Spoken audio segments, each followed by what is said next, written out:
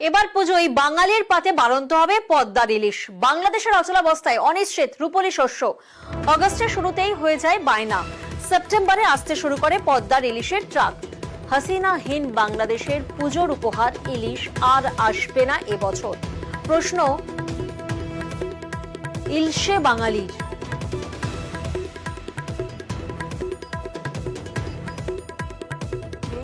এখন এই বছর বর্তমানে যা পরিস্থিতি বাংলাদেশের, তাতে ইলিশ আমদানি হবে কিনা এটা অনিশ্চিত হয়ে গেছে। কারণ আগস্ট মাসের প্রথম থেকে এর প্রস্তুতি শুরু হয়।